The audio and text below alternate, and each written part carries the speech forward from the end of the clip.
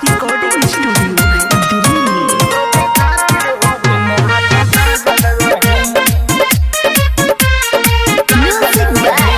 रतन रत्नीश।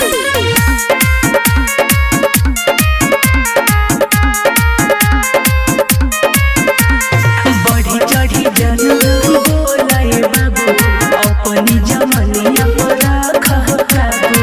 हे राजा का बुझला। बढ़ी चढ़ी जन बोलाए बाबू अपनी जमनिया पर रखह काबू।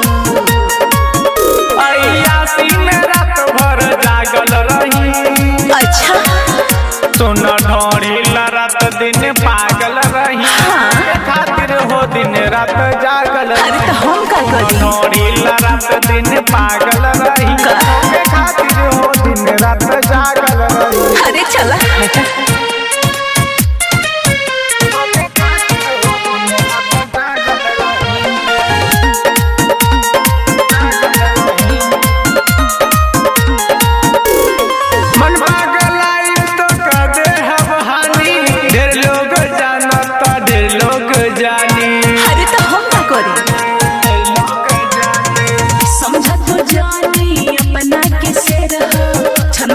हो जाइबा तू बाबू ढेर अरे छोड़िए के चक्कर में बाजल रही हनो।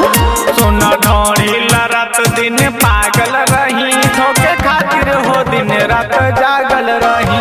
सुन ढोड़ी